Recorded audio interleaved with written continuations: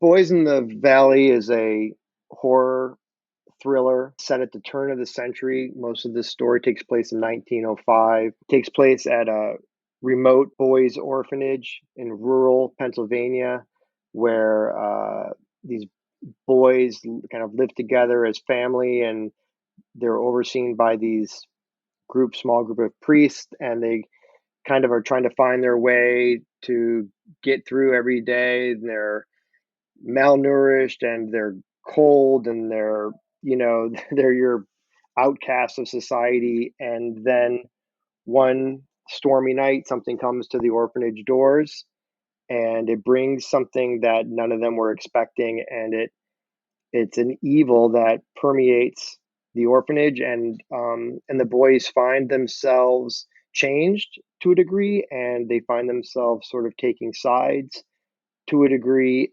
And the story Boys in the Valley is all about what happens when that occurs, and the violence and terror that ensues until the bitter end.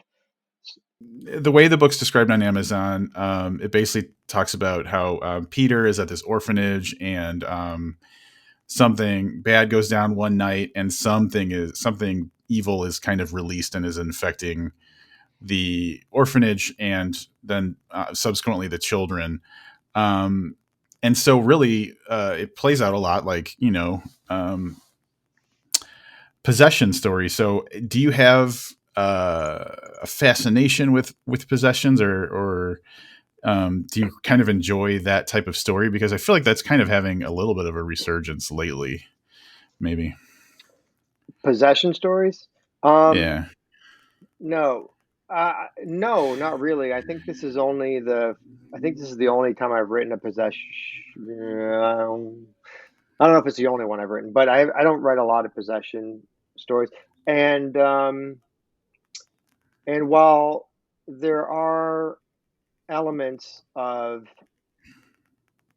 possession, I guess, in the book, um, it's really never stated. So it's kind of the manifestation of evil, if you will, um, that takes place in the story, is never really spelled out. It's always fairly ambiguous as to, um, what exactly is causing the children to act the way they act, and uh, to what degree the visitors who come in the night um, have affected the children Mhm. who are affected. So yeah, I don't see it personally as a possession story. I totally get why people would classify it that way. I definitely see it more as um, a story where innocence is corrupted by a sort of outside malevolent force. But I don't know if it's, but I wouldn't call it necessarily possession as much as I would influence, if you will. But yeah, but it's kind of right. It kind of rides those rails for sure.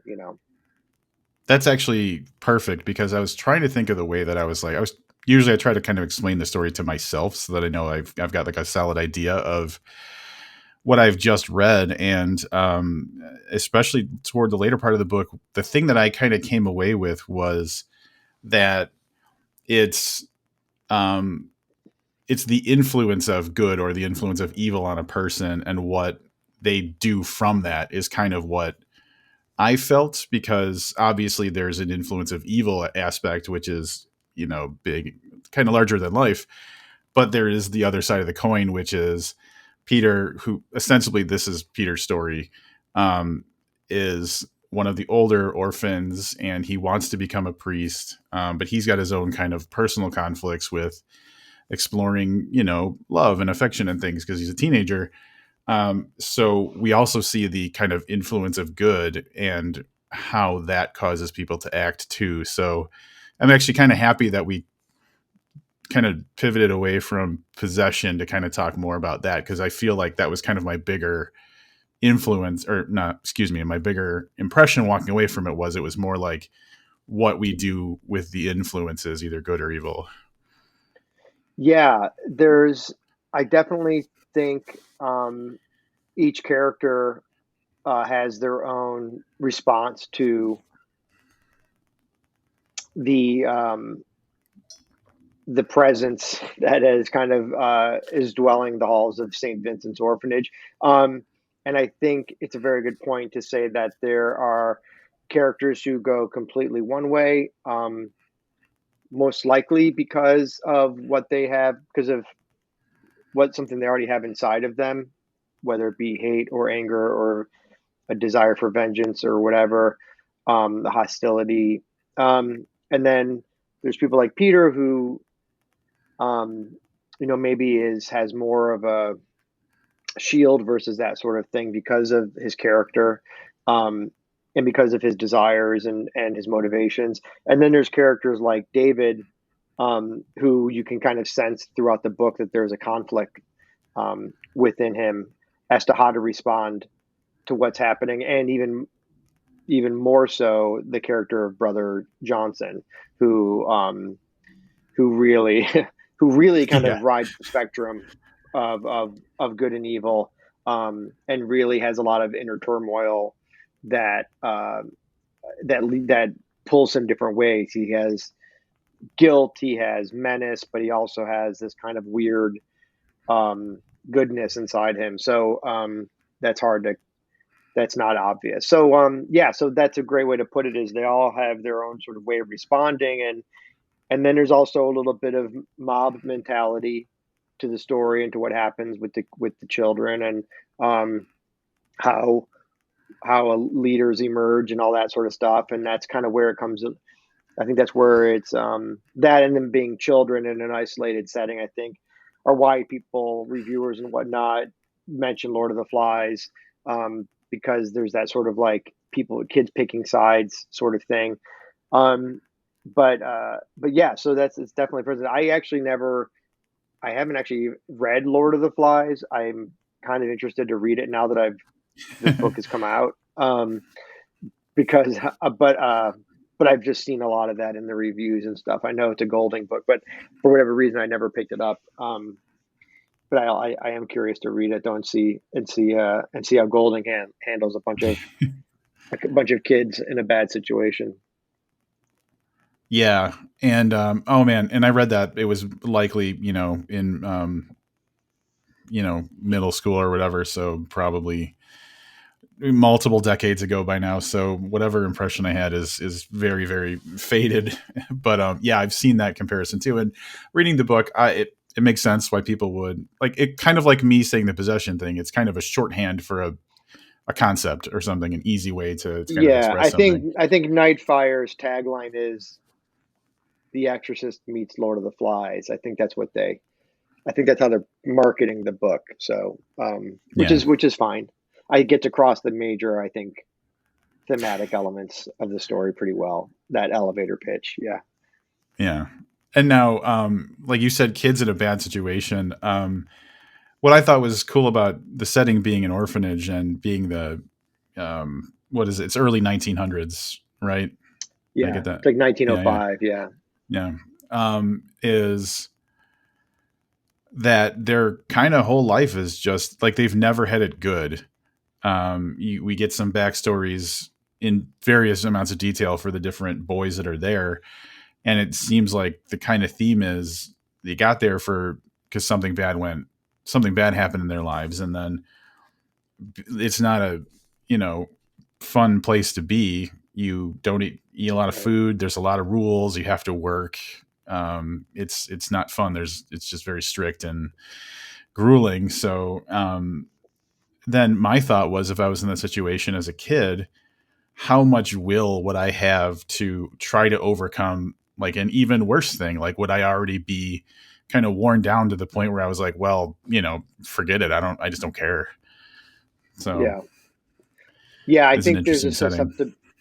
I think there's a susceptibility the kids have to um, the evil that infests the orphanage because they are so worn down.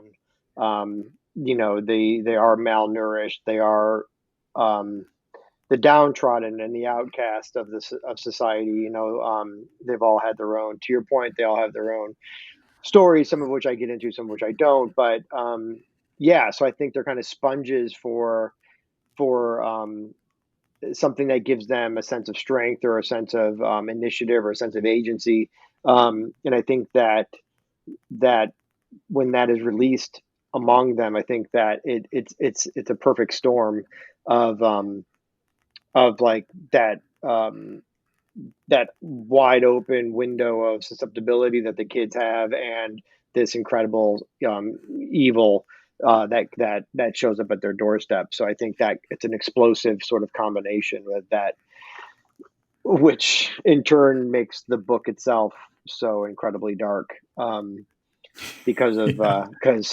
because of how they respond to it, and it's and it's I think the idea of picking sides is was one that I enjoyed kind of playing with amongst the different boys and sort of their personalities, and trying to decide who went which way. And so yeah, that was it. Added a layer of sort of suspense, I think, to the terror, because you never weren't really sure who was um, who was in which camp until the very end. Some Hmm. at least with some of the characters, yeah. Yeah. And talking about it being dark, like I was thinking about starting this conversation just being like, Jesus, man, because there are there's some scenes that are really pretty intense, pretty graphic and stuff. But I don't think that Yeah. it's ever in a gratuitous way. It's always in like the way it's written is Well, it's a little gratuitous. okay. Well, It's but okay. okay, I that's don't mind being a little. I fair. don't mind being a little gratuitous. It is a But horror novel. in a starkly real way, not in a like a Right. glorification way. It's It's like not cartoony. No. Right. yeah, yeah, exactly. Um, but and this is the first thing I've read from you, but you're one of those people that's always been on my orbit, and I see these beautiful covers, and I'm always head down in like four other things, and so like that's my lame apology for not knowing your work more. But from Mhm. listening to you on other things, that's definitely something it seems like you don't shy away from is getting pretty real with the gruesome parts of things, right?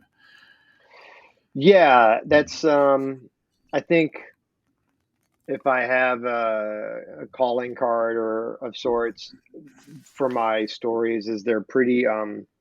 My stories are very character driven, which is not necessarily the most common thing when it comes to the horror genre. Um, and they're also very grounded for the most part. Most of my stories are very grounded in reality and very real emotions and very real thoughts and feelings that readers quickly connect with. Um, and then I write pretty visceral uh, horror, um, and I think that readers are greatly affected by that because they're now invested in these characters, um, that are three-dimensional and living, breathing people, and I'm described, sometimes in explicit detail, what happens to the characters in my stories, and there's a sort of like dark glee that I feel doing those kind of things, but obviously it's what I do for a living. But yeah, so I think that it's more impactful a lot of times. I think to the point where I get with some of my stories and some of my books, I get a lot of angry reviews. I get a lot of angry readers because they feel like because I've upset people, and um on a level to the extent that they've, like I'm ruining people's days kind of thing. So, um, but hey, welcome to the party, pal. Right? It's horror. So, yeah, I don't mind doing that. I don't mind ruining people's days, but because I think it's all part of entertainment, and and I like to deliver what people are paying for, and so yeah, but that's I think reason I tend to get very visceral. What like I said when I'm describing sort of the things that are happening, and I have a certain way of that I do that. But yeah, but my main focus is always the characters first, really building up the setting, really getting the reader immersed in that world and with those characters, and then kind of pulling the rug out and bringing the horror in, and that's that's kind of when things get fun. The building a connection to the characters, making the readers care about the characters.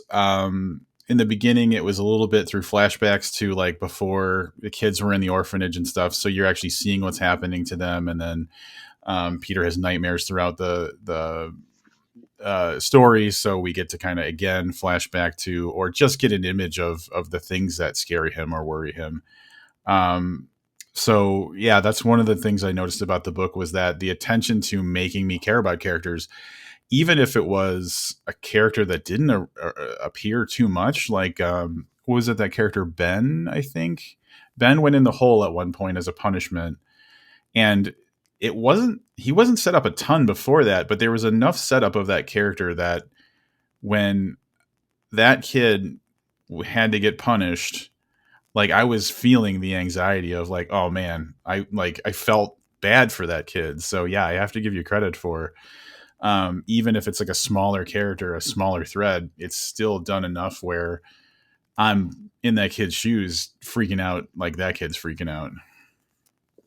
Yeah, and that was thank you. And that was one of the challenges of writing this book was there are, which we mentioned before we went live, there are a lot of characters in the book. And as a writer, it's a very challenging thing to try and create to try and get, to almost create these tiers of characters where okay, well I really need the reader to be focused on these guys, these like four or five guys, but I really want them to feel something about these like five or six guys, and then the other like dozen or so I need just enough so that they can and picture them a little bit, so when they walk into a room they know who I'm talking about. So there's and so it's tricky to do that. But and some of that is done through dialogue, um, through voice, through character voice. Some of it is done through description, um, Mm-hmm. and but even going so far as to choosing the names, um, that also comes into it a little bit. You want a distinctive name goes a long way, for example, or a distinctive accent, the way they talk or whatever. Yeah. So yeah, I think there's a few characters like that where I had to just give you guys just enough, being you the readers, just enough so that you would care and or at least know who I'm talking about, because I think there's 30 kids and I think five priests, and then if my math is I might be missing a priest. I'm not sure. So there's a lot of and there's other characters that kind of come and go. So yeah, there's a lot of characters to keep track of, but yes, the feedback I've gotten so far from people is that it's pretty. I was somewhat successful in that aspect of it, but it was a lot of fun to do that. I really enjoyed it. It wasn't a chore at all. I loved the challenge of that, and it's not something I would shy away from doing again.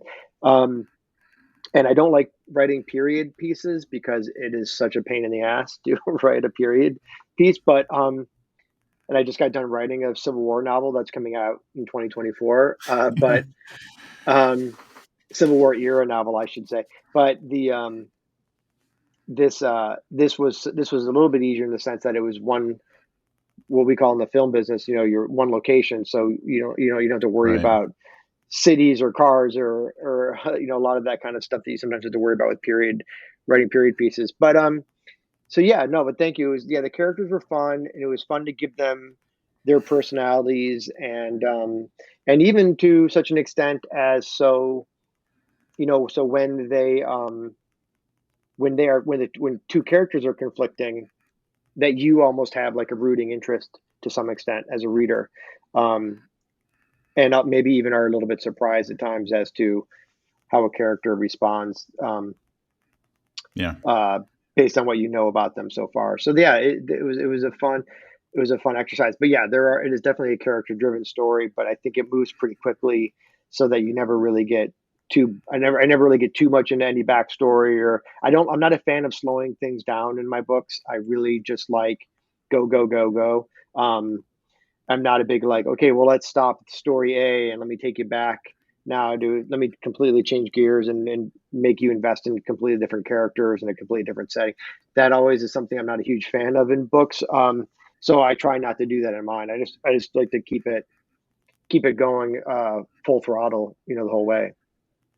Yeah. One specific example that comes to mind where we're talking about these characters, and it's not necessarily it's just maybe it's just a moment that I really enjoyed, but the kid who likes snakes, and I can't remember the character's name, but there's a kid. He's outside and he's getting lured to like a shed, and it's early enough in the story where we don't like nobody should know really there's anything potentially wrong.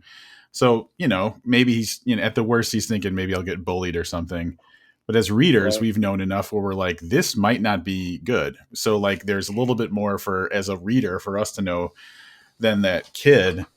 Um, but they lure him in by talking about how they caught a big snake, and uh, that like the back story on that kid liking snakes happens in that scene, but it was still enough to like make it feel authentic. So whatever you did, and I don't remember specifically how you did it, like I do the exact same thing as that kid did in that scene. Like you really did a good job of Yeah. helping me identify with that kid. So if I had to point to a specific example, I'd say that's one where it was like pulled off quick in the moment and still like gave you like the impact of what you wanted it to for a character. Yeah. A lot of times, as a writer, I prey upon, um, what's the best way to put it? Sort of common denominator, um, life moments. like, so we've all gone to, when I say we all, speaking generally, obviously, but we've all gone to a circus at one point in our lives. We've all gone to a community swimming pool at one point in our lives. We've all ridden in the back seat of the car while our parents argued. These kind of things are common denominator character traits that I like to give my characters, because I'm gonna hook 90% of my readers into that feeling, and it's an instant empathy connection. Right. I wrote a story called Alter, that's in my first story collection, Behold the Void, and which is about this family that goes to a community swimming pool on a Saturday afternoon, and I really dive into, no pun intended, I really dive into like a lot of the little moments that I know are are things that most people have experienced, and that really hooked people into that story and really got them invested immediately into the feeling of that story, the sights, the smells, the sounds, all that stuff. And then when the horror hits, it's like, oh my God, this is awful, because I've just completely like annihilated your childhood memories. And I'm laughing the whole time. But so the snake thing is another one, I think, where it's just an easy connecting point for me to kind of create like an instant empathy, um, with, not obviously not everyone has an affinity for snakes, but everyone's seen a snake. Everyone's seen it. I think the way I describe it in the book is, at one point he had seen like he'd come across a snake while, I think, while working a field or something, and he was fascinated by it. Hmm. But yeah, so I do like those little, any, it's just better to show than tell when you're developing characters. And I think you can say like, oh, he was a nice kid, or he was a good kid, or he was a bad kid, or he had a bad temper or whatever. But I think it's better to have an example of that character trait versus informing the reader in the text. So that's another thing that I try and do with the characters, to try and make them really more very quickly fully fleshed out and also distinctive from one another, you know, to a degree. Yeah, that's I hadn't really ever thought about it that way, but doing the giving a character a personality trait or a characteristic or whatever that is like the most easy to connect with is damn smart. And I don't know why I never really thought to think of it that way before, but yeah, I got to imagine that sometimes if you're feeling disconnected from a story, it's because you just don't have like a personal like reference point to like connect with, to understand, to like your emotional, your not emotion, your empathy kind of connection or something. So yeah, that's hadn't thought about that, but it's Yeah, obviously effective. and sometimes that's okay. Sometimes I don't want you to connect with the character.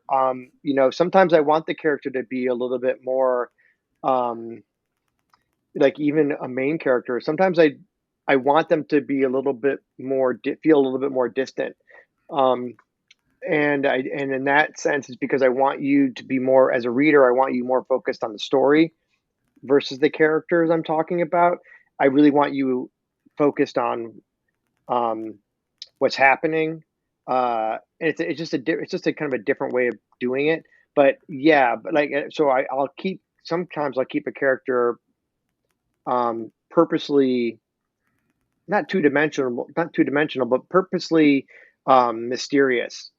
Hmm. So so that you don't really, so that you're like, okay, well, I don't really know what's going on with this person, but look at this thing they just dug out of the ground. Like I'm gonna, that's interesting. So it's sort of a way that there's different ways to play with, to play the unkind way to say it is there's different ways to manipulate a reader, but the kind way to say it is there's different ways um to construct a story so that, so the readers, you're kind of, it's a little bit of a sleight of hand as a writer. You're kind of like, Yeah.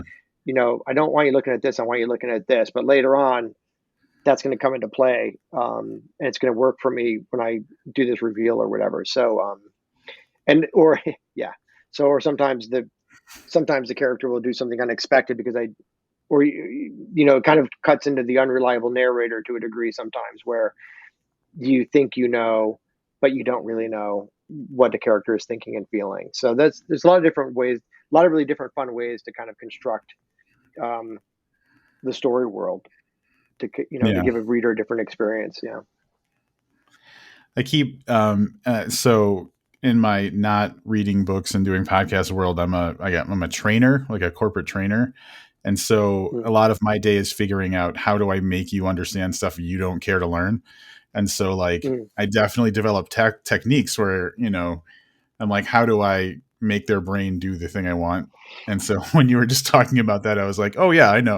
I can understand that totally because I have to manipulate Yeah, people 40 hours a week. that's a tough. Yeah, that's a tough gig, man. Yeah. It's Corporate training. Yeah. but it's the same thing that you said. Like I've got little tricks in my pocket where I know this type of person, and in this situation to get the result, I have to do this thing, not that thing. So yeah, you Yeah. just develop over time you develop skills to get to the result you want. Yeah. Yeah, for sure. And it definitely is something that I've developed more over the years, you know, where I've learned how to do different things based on feedback that I get from certain stories, and and what works and what doesn't work, and how people, because you never really know when you write something how people will respond to it. You know, Yeah. you can write something that you think is genius and like a total knocked it out of the park kind of deal, and you'll get a very lukewarm response from readers, and generally speaking, and then you'll write something where you kind of feel like it's fine, it's something I did, you know, quickly or whatever, and like people go crazy for it. Like I'm always I'm always I shouldn't say I'm always surprised, but I'm often surprised by um responses to stories. And even Boys in the Valley, early on, there were some early readers who were like, "You can't publish this book. Um, Oh yeah. like you can't. Yeah, no one's going to buy this book," kind of thing.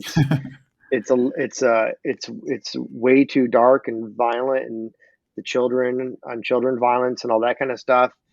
And I'm like, bullshit, man. That's the oldest story there is. And but so and then there were some readers who were like, this is brilliant, or whatever, and I love those readers more. But yeah, so it's interesting. You never really know how people will respond. I just finished a book. I just turned in a book.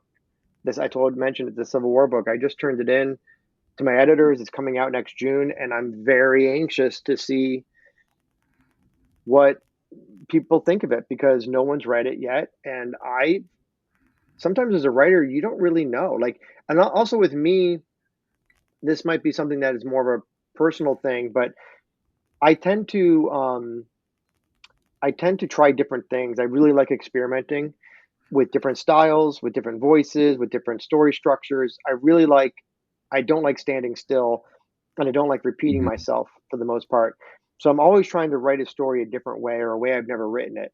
Um, and this is an example of that where I went, really the novel I just turned in, was written in a way that I've never written a novel before, and so yeah, so you just don't know. You're very curious. I'm very curious to see what people think of it. Um, but yeah, but it's one of those mysteries of being a writer that you don't know till people tell you. Yeah, I have to imagine too that I mean I've talked to dozens of writers over the years, and they probably all have their own very unique ways of having relationships with the stuff they've written. Like I know that there's some people who are just almost like cheerleaders from not cheerleaders, but um like I this is my baby. I can't wait for you to experience it or something. Yeah. And there's other people who like probably have a much more distanced like yeah, there's no one way to feel about something once it's done and out in the world. So yeah. Well, I mean, it's like anything. It's like being when you're, I mean, not to sound like, you know, um, poshy spice, but when you're creating art, you have to create, when you're a painter or a musician or a writer, you create the best art that you can, using your own basically set of tastes, as the barometer of whether something is good or not. It's all you really have to rely on is what do I think? Do I think this is good? So you can only do so much, and you write something that you think is good, that you would want to read, that you think is entertaining or powerful or gets across whatever you're trying to get across, and then also you can work really really hard at making it the most professional product you can. It's Right. edited and proofread and it has a great cover or whatever. um and or if you're a musician, you record it to the best of your ability and you mix it to the best of your ability, whatever that. So there are things you can do, but to a certain extent, you're relying on your own set of, what you think of as, I hate to use words good or bad, but to what you think of as good or bad. And it's different than quality because you can have a really you can be a great writer but not be a great storyteller. And Yep. Yeah. so so anyway, and you're never going to please everybody. No, you know not everyone likes the Mona Lisa. Not everyone thinks the Mona Lisa is the greatest painting ever painted. But it sure is popular, right? Um, but not everyone's going to like your book. Not everyone's going to like your song. Not everyone's going to like your painting. And to expect that is to be naive and ignorant of the way of the real world. But what you do hope for is that there are enough people who enjoy what you've created that you can make a living doing it and Yeah. continue to Keep do it, going. and then enough, right, and then you can sell enough stories so that you can write more stories. And so it's a strange thing, but then there are readers who, I mean, that's where the whole cult thing comes in, right? Like there are readers like, writers like Legati who aren't really mainstream per se, but they have such a hardcore following that they Yeah. continue to live throughout the decades.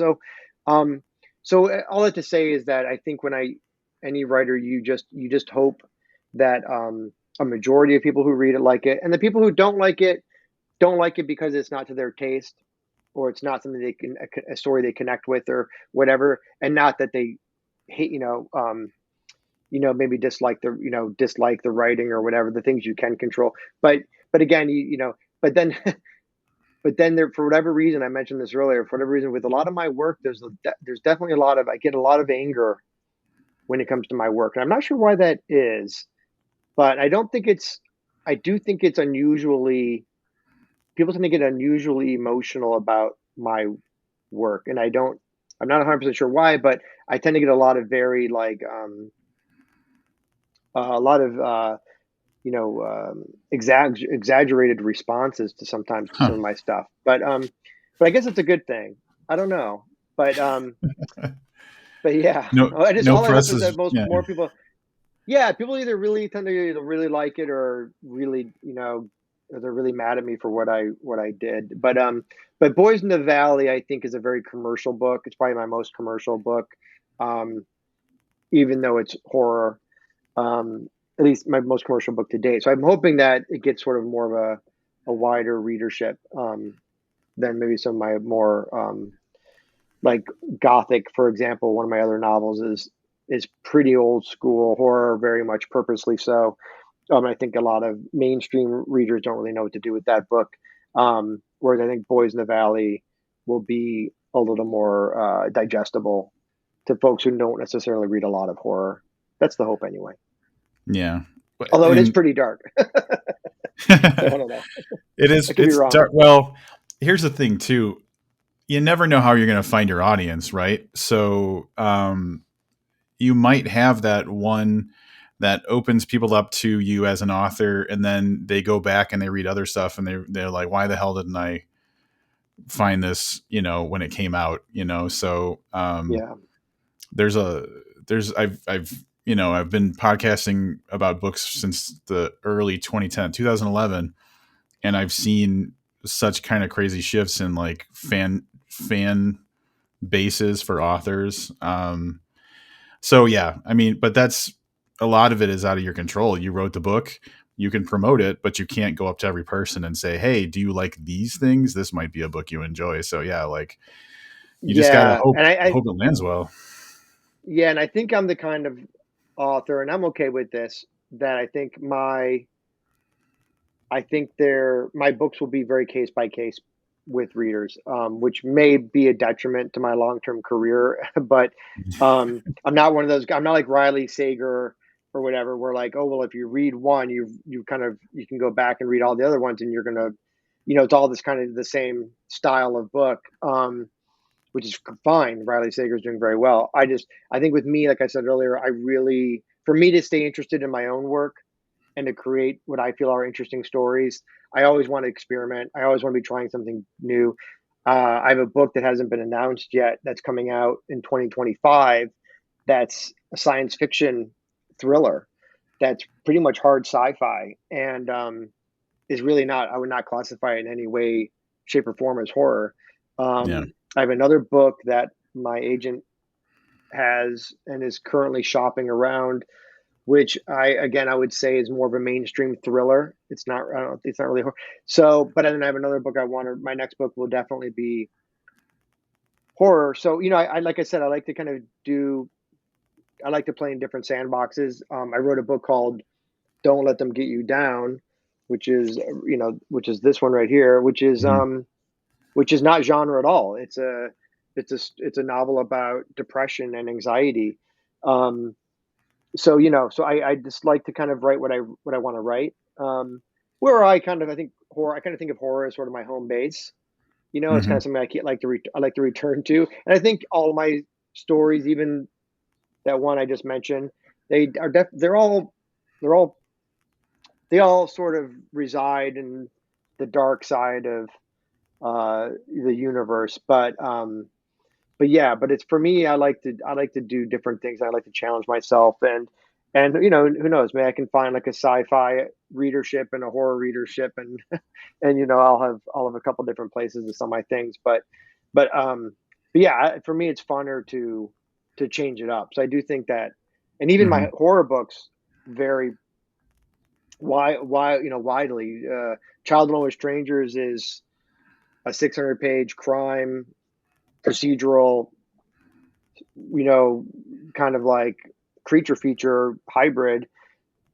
Gothic is very much an old school hardcore horror book, and Boys in the Valley, I think, feel of as being a little more mainstream, like I said. So, and that there's no there's no reason for any of that other than that's how whatever I feel like writing at the time is what I write. And like I said, I like to go in knowing what kind of book I'm writing. One of the Hmm. first things I think of before I start a book is what is the tone that I want this book to have. Um, and once I establish the tone, then I begin the actual story construction. But for me, it always starts with tone. Um, what kind of feeling do I want people to have reading this book? So that's always Cool. the most important thing for me. Yeah. Huh.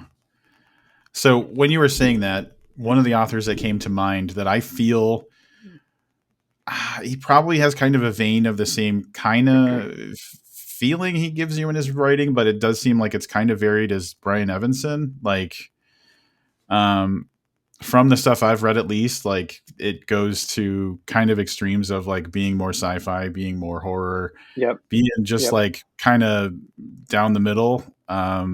But man, that guy, not only can that guy write so like ridiculously well, he always tells you happy birthday on Facebook without fail every year. So that's Brian my is Brian is one of the nicer guys you'll ever meet, and he's a good friend of mine, and he's a wonderful writer. And yeah, no, and for sure, like he does sci-fi, he does what I would call almost surrealist hmm um, literature, surrealist fiction, and then he does straight up horror. Yeah, body horror. He's big into body horror. yeah. Um, so yeah, he goes to, but you hit the nail on the head, which is everything he writes is of such quality that you don't really mind. Um, not really, I should never mind, but you don't mind him switching around the genres on you because it's always a Brian Evenson story. And he also writes, Yeah. speaking of Brian, he also writes a lot of like movie tie-in stuff. Yeah. Under BK Evenson, he wrote like some Alien stuff, and he wrote wrote a Rob Zombie adaptation, and he actually even wrote an original novel called Fear. Is it Feral, like the cat, like a like a feral creature. Anyway, he hmm wrote a book called Feral, which is based on a screenplay of a movie that was never made. So he does some he gets around. Yeah, he does some wild Yeah. stuff, but he's a wonderful writer and an even more wonderful human being. He's such a great guy. he is. I'll tell you my quick two little things where this guy won me over like crazy. I got the opportunity to interview him Hmm. two different times in my old podcast. The first time, so we had scheduled it, whatever. The day comes, we get on the call, and he says, my voice might be a little bit off or scratchy or whatever. I just had throat surgery yesterday. Oh no! And we're like, do you need to reschedule? Like, this sounds Right, important. And he's like, right, no, I'm yeah, sure it'll be fine. And he was totally gracious about it. And yeah. I was like, wow, this guy's really gracious. The second time I talked to him, we scheduled it in advance. The day comes, gets on the call, and he just anecdotally says like, "Oh, my kid was born yesterday," or something like that. Like my baby was I was born going to yesterday. say he probably does. I was going to make a joke about how he got on the call and said his wife was giving birth, but Yeah, you beat me to it. Yeah, but that's and funny. I'm like, "Oh man, we can do this another time." And he's like, "No, it's cool." And he's just he's always been my impression of that guy. Yeah, Besides being brilliant, is yeah, just like he's so good. He's a good dude. he's a good dude. Yeah, he teaches at Cal Arts here and here in the Southern California area, and I got to speak to his class once, and he and Oh, I have nice. lunch regularly and catch up, and he's going to be actually at my.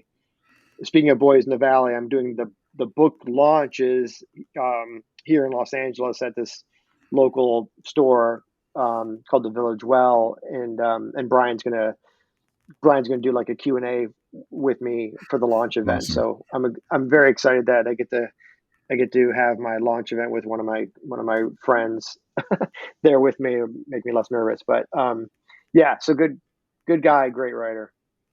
Yeah, definitely.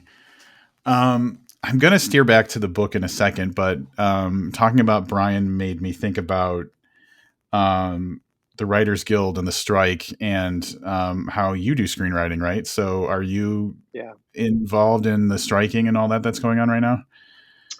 I'm very indirectly involved. I'm more involved as a fiction writer than I Hmm. am as a screenwriter because I'm as a screenwriter I'm not WGA. Okay.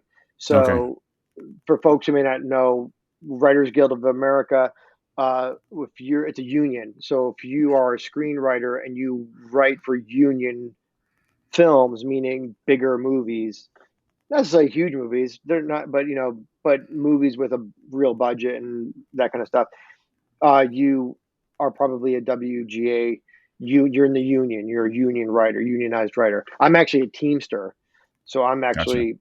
I'm in the Teamster union because I work in film production, because I used to, but I am still technically a Teamster. But but because I'm not a screenwriter, I'm not a WGA member. It doesn't really affect me in the sense of writing screenplays because I can still write screenplays if I want to, as long as it's not a WGA contract or I'm not scabbing Gotcha. something.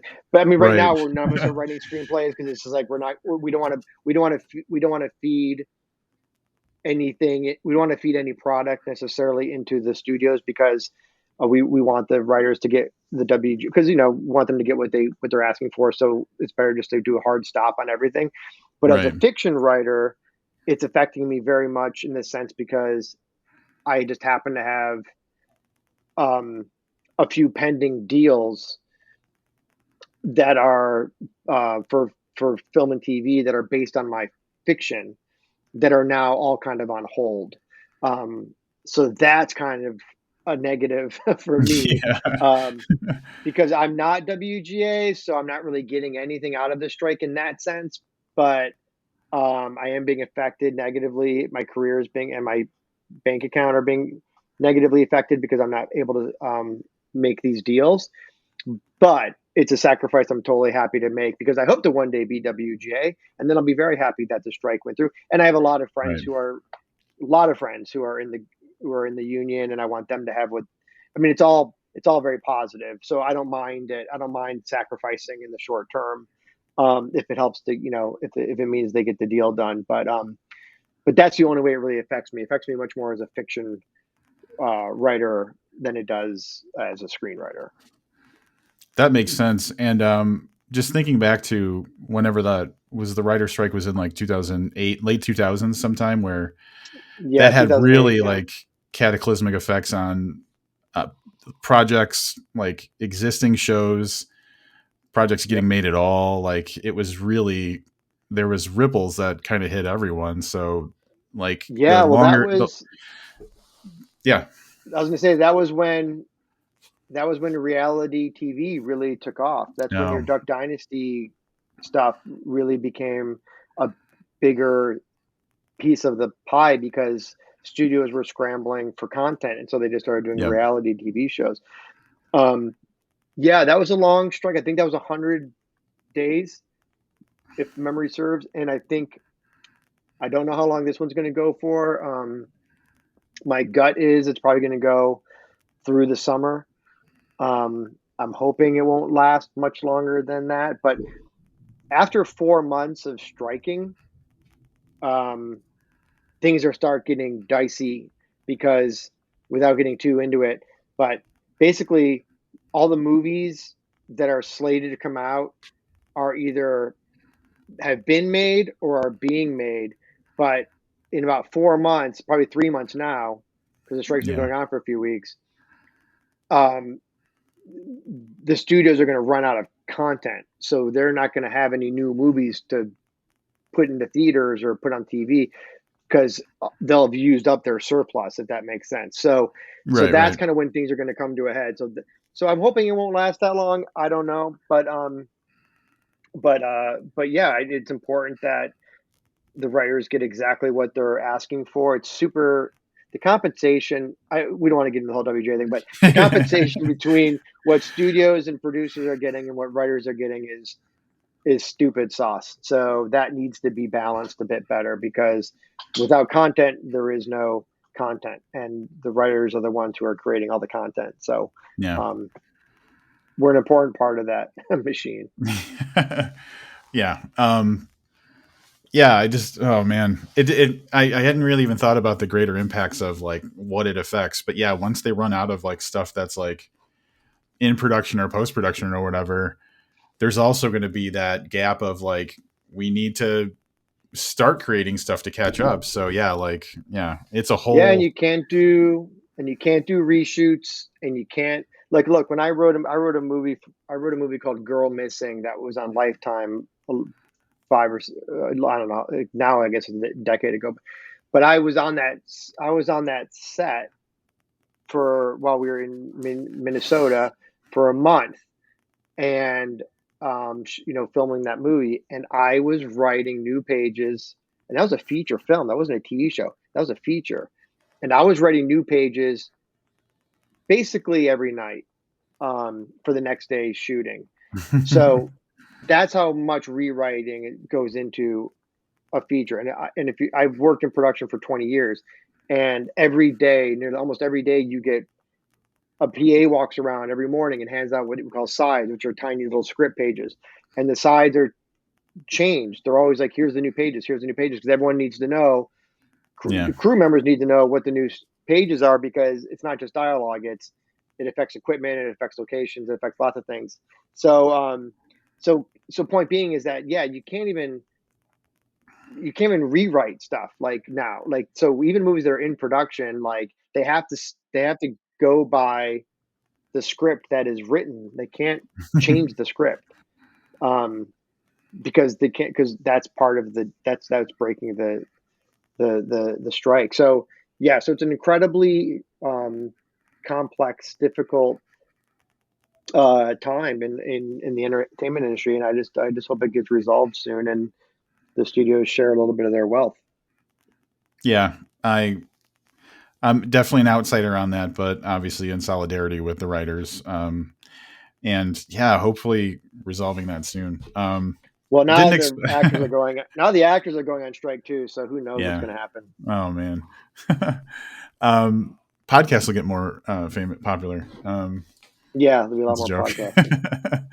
podcasting. Going back to the story really quick, because it came up toward the beginning of our discussion about the book, that one of the things that I kind of ticked away to ask about was that the evil in the book, and correct me if I don't explain this right, but is kind of intentionally ambiguous. You don't really go into, we don't name the thing, we don't explain how it works.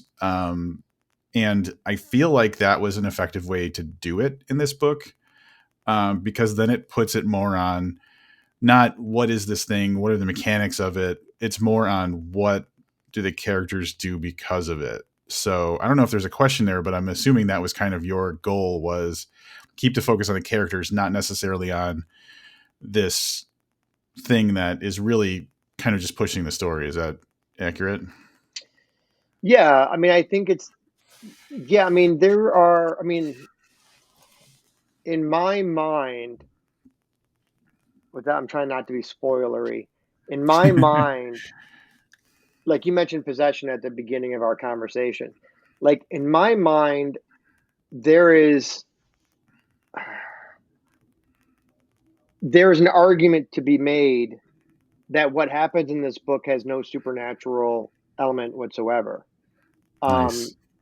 one could make that argument, and you'd get it'd be a difficult argument to win, but you could make that argument. And there is a part of me that was very purposefully suggesting that throughout this story, that there is not it's not necessarily a slam dunk story of of the supernatural, or a supernatural occurrence. Now there are things that would be brought into question, like, okay, but what about X, Y, and Z? And those would be parts of the argument and the debate. But you could at least make the case that given some pretty wild circumstances, um, it's not a story of supernatural demonic possession or whatever. Mm-hmm.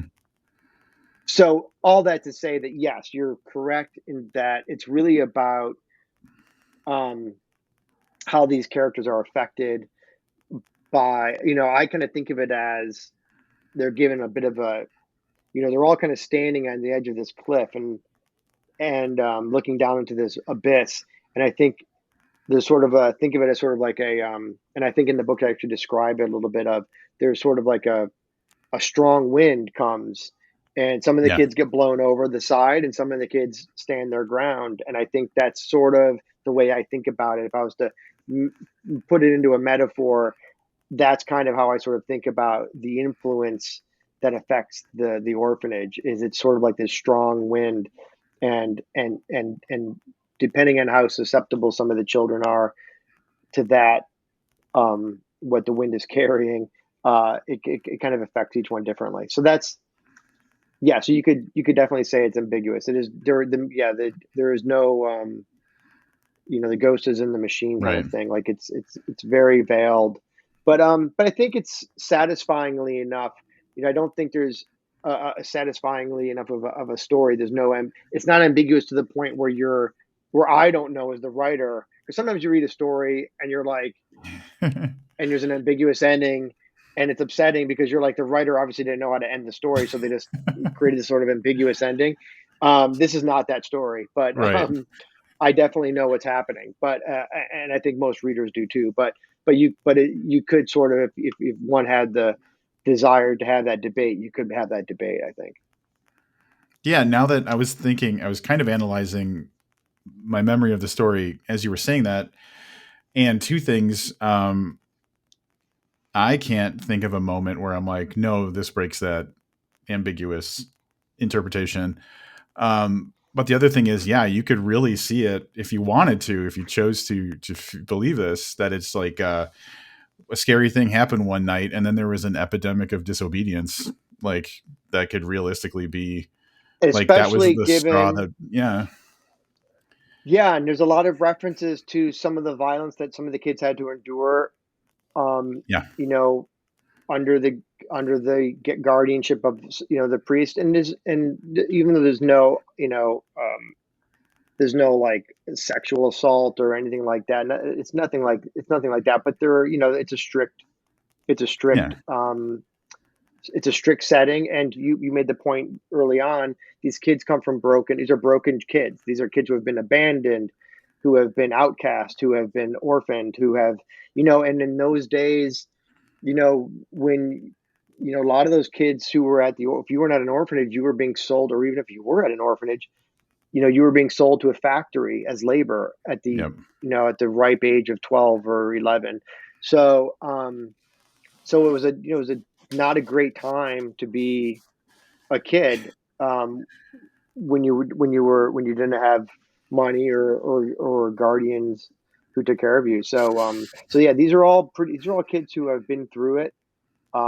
Especially our hero, hmm, especially Peter, arguably the co-protagonist, if you will, I think, with David. But yeah, he's obviously had a very rough go of it as well. But he responds differently than I think, than a right, lot of the kids do, and I think that's part of what I try and get across in the book. Also, speaking of the supernatural, is that the decisions that Peter makes, or that each of the children make, those decisions ultimately, whatever you think about the evil influence, the decisions ultimately are made by the kids themselves.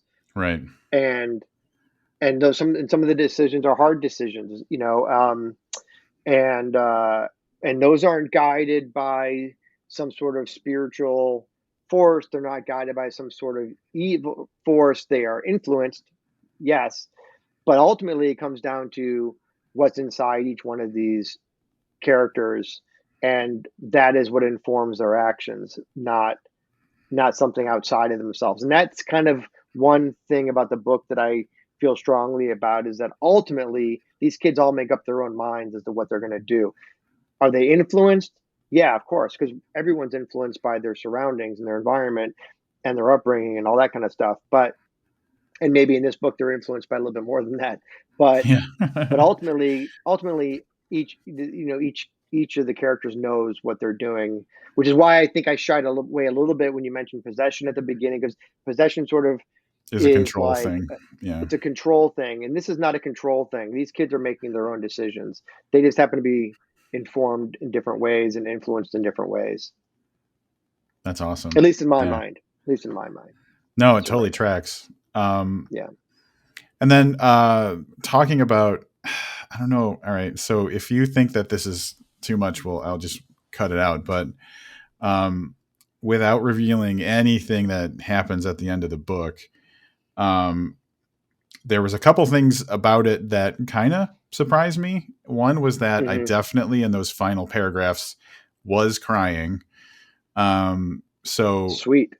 gave me a real emotional response that I didn't Yeah. see coming. So that's fantastic. And then there was like more of a hopefulness than maybe um, I was expecting at the end too. So I don't know if that's just how I took it, or if like maybe that was you were trying to make it baked in a little bit, but there was definitely like more of a feeling of hope than I thought you were gonna sign off with. Yeah, it's a yeah, I definitely don't want to get into how the book ends, but I will say that the way the book is structured, on the way the story is told, and what I mean by that is the technical way the story is told, the way I construct the chapters and the perspectives, that all is intentional as to how the ending sort of rolls out, um, and how it affects you. But I think the hope thing is, um, I think the hope thing is I wouldn't argue against that. I think if you were to say you felt hope at the end of my novel Gothic, I would question I would question your sanity. But I think that this book, I don't know if I use the word hope as much as I would. There's a very purposeful sense of goodness, I guess, that sort of comes Yeah. through Yeah. in the ultimately after this. And I kind of put readers through the ringer with this story. So I think by the end you're just kind of hoping for something to hold on to, and yeah, and I think in my own way I do that. So I think that's an appropriate response to have. I don't find it Yeah. outlandish I think the at goodness all. thing is probably more accurate. All right, we just had a little aside that I had to cut out because it absolutely spoils the end. But that yeah, I'm glad that I got at least some of my thoughts about the ending validated. And then for anybody that's listening or watching, obviously you're going to go get this. You're going to pre-order this book and understand for yourself what I was talking about or what I didn't talk about, I guess. Um, so um, outside of Boys in the Valley, which I think is fantastic, and now I have to go just do a dive into the back catalog. You mentioned a couple of things that are coming up. So what's official that's like kind of coming down that people would look out for after Boys in the Valley? I Yeah. know that's just the dumbest thing because it's like you're here to promote that, and I'm bothering you about the next thing, but it's kind of No, it's great. No, so yeah, anyone, I mean, if you're, you know, on the deep dive front, the novels, I mean, I've had so many books come out recently. So, A Child Alone with Strangers came out last October. Gothic came out this past February from Cemetery Dance. Um, Boys in the Valley comes out July 11th. And then next summer of 2024, I have a novel coming out called Serafina, which is a Civil War era horror novel, which I just turned into my editors a couple weeks ago. And then I have another novel coming out in 2025 that's been sold, that is I mentioned earlier, which is science fiction. That one has not been announced yet. And for those listening, when writers do stuff like I can't talk about it because it hasn't been announced, it's not. Trust me, we would love nothing more to talk about it. It's because um, the publishers have that right to make the initial announcement, and so we have to kind of wait for them to make the announcement, and then once they do, we can talk about it. So yeah, but that'll be coming out. So that's what I have coming out. So I think things. I told you I have too many things coming out. And I have a new story collection called "No One Is Safe" that's coming out this October. So it'll be Boys in the Valley in July, No One Is Safe in October, and then Serafina next summer, most likely June, I think is what they're targeting. And then Yeah. early 2025 for my sci-fi thriller novel. Yeah, I thought there was something in the fall. I just couldn't remember what it was.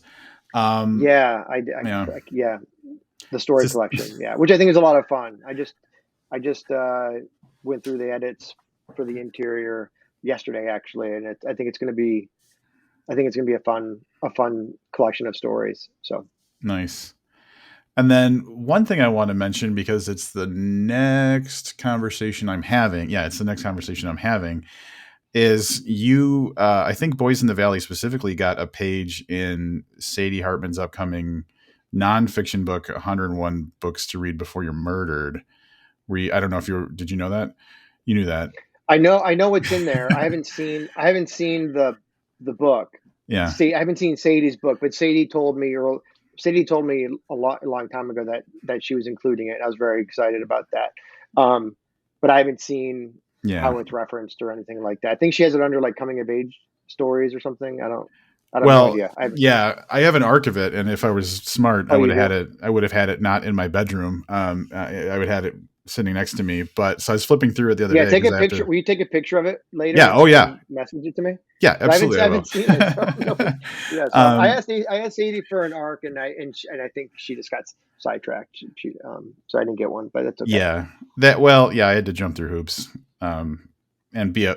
I'm. Sadie's great. You're interviewing Sadie next? So you Yeah, talking to Sadie in a couple of weeks about that, and yeah. So I cool. have the arc of it, and man, like it is really cool the way she put it together because kind of like you alluded to, it's kind of broken down by kind of themes of different like types Hmm. of horror and stuff, but it's deep diving some specific authors and stuff. It seems like it's pretty well put together, so I get to dive into that next, and she's awesome. She's awesome. Yeah, she's very cool. She's been a big help to me over the last several years. Promoting my stuff and yeah, we're friends, and yeah, she's a very very cool person, and a big promoter of horror. So Yeah. it's great that she's doing that, because it's definitely getting people on the map who probably would not be on the map otherwise. So she's doing a great thing. Yeah, I think that's something that we can all, as readers, because I'm not a writer, I'm a reader, and I'm passionate about stories, and that's one of the reasons I do this podcast is because we could talk to each other about it all day long, but really we should be talking to more and more and more people about it. So I think she's really good for being a presence for doing that type of thing. Yeah, for sure. So yeah, for anybody who's watching the video, I'm showing it 101 horror books to read before you're murdered. And then, Okay, cool. yeah, so I think it's under the demons and possession category, but you got a whole. Oh, okay. Oh, well, then I guess I should have not said all that stuff about it not being a possession story, but that's all right. Well, but it's. I think she generally put it that way, but yeah, like so. There's a whole. Yeah, it's It's a fine. page like. Oh, So I was happy to see that you made it into that because I think that this is going to be one of those things. I know there's others like Paperbacks from Hell deals. Hendrix put that thing together and it deals with a lot of like the old horror paperbacks and stuff. But yeah, this is yeah, contemporary horror, so this is stuff that's happening right now, and I think that's going to be a great way to launch people into discovering a ton of people.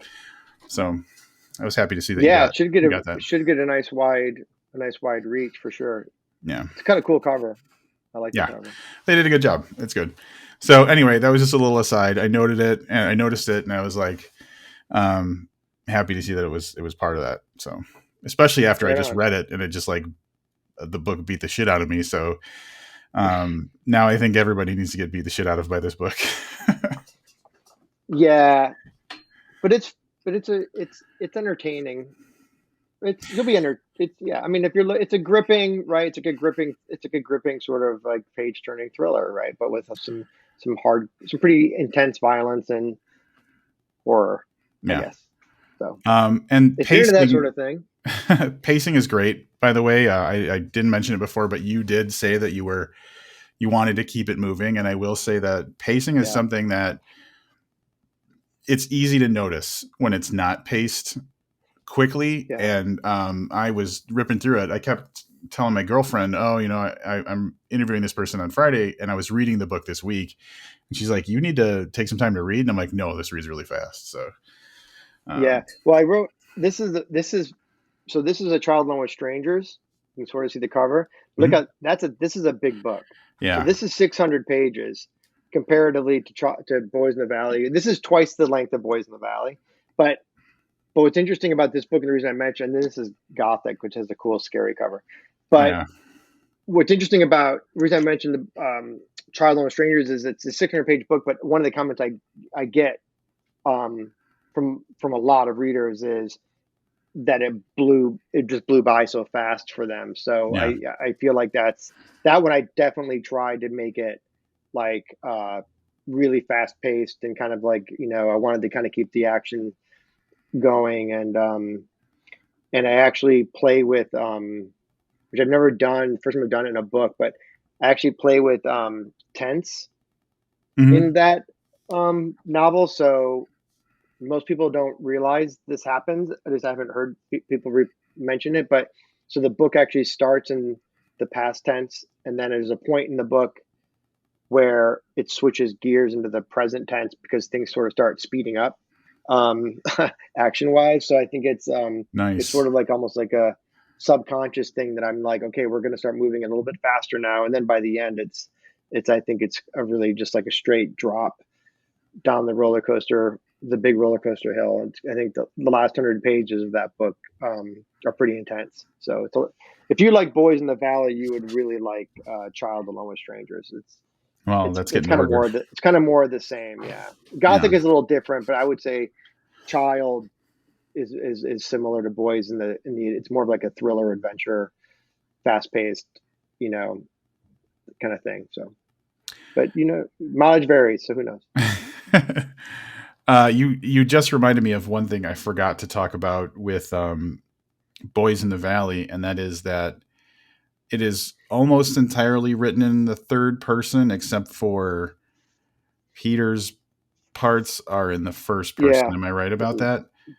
Yeah, Yeah, so yeah, Peter's chapters are first person, correct. yeah, And all the other chapters are third person with unique POV. So or character. yep. So you're not, I don't head hop between characters. Each chapter is devoted to one character. Um, so, but yeah, but Peter's chapters are told a little bit differently. That just kind of made it feel more to me like it was kind of his story primarily. I don't know if there was like a Yeah. bigger goal beyond that, but like it made it feel like Peter's telling me this, plus there's more or something like that. Yeah, there's some different reasons why I did it that way, but that's primarily one of them. I mean, this is Peter's story, but it's also, yeah, I don't want to color the reading of it for anybody, but Other reasons. whether it's Peter's story or someone else's story is another thing that could be debated, um, Gotcha. depending on how you look at it. Oh, But interesting. I'll have to think on that. yeah, That's cool. Um, yeah, you think it's Peter's story because of the what you just said, yeah, because of the way I just structured it. And but there's an argument to be made that there's another character who I think has just as much agency throughout as Peter.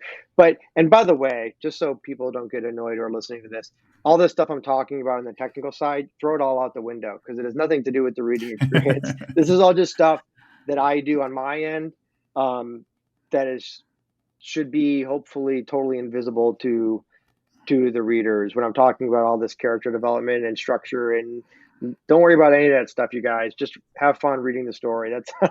yeah, that's leave the technical stuff to me. And but the I don't want to, it's not the point of any of this the way I write. My goal with writing anything is, um, my number one goal with anything I write is to entertain, and and then emotionally, one way or another, this kind of genre, this kind of genre. That's all secondary to, in my mind, the first thing a book has to be is entertaining, and then from there on, you can have your nuances. But I always want my books to be escapes, not things you have to like Not like work at. homework. So that's Yeah. not like homework. Yeah, yeah, That's a good point. And I think that's why that I've kind of navigated over the years too. When I'm talking about a book, I usually stick to like themes I noticed in the book and how it made me feel when I'm talking about it, as opposed to yeah, really looking at the mechanics of stuff. But yeah. sometimes I That's like just to, me being a writer. Just me being a writer nerd. I like to talk about that kind of stuff. But yeah, it's all but about, like I yeah, said earlier, it's about tone, feel, how this book yeah, makes you feel. I definitely want, people to have. It's a big bonus for me if people have an emotional response to the work. It's an almost impossible thing to achieve with literature, or fiction, but um, it's very tricky. You can't ham fist it. You have to let the you have to let the reader come to you. You can't bring it to the reader, and there's certainly like an art to it. But yeah. entertainment, that I can do. That I know I can do. But it's but the rest of it's kind of like case by case. Yeah. Well, I definitely endorse that. It's an entertaining book. It's a quick read. It's a good read. It engages you. I could throw a bunch of positives at it, but everything you said, I fully agree with. Well, want to thank you for taking time to talk to someone who you'd never met before this conversation No, of about the course. book, and for the awesome story. I always do my best to thank authors for their work because I never could fathom how much goes into it. But for me, it's reading for a handful of hours and then being like, it made me feel something. And for you, it's like a real effort. So really appreciate you putting in the time to put out awesome stuff like this. Yeah, sure, man. Yeah, yes, yeah. 6 months equals about 3 hours is the formula.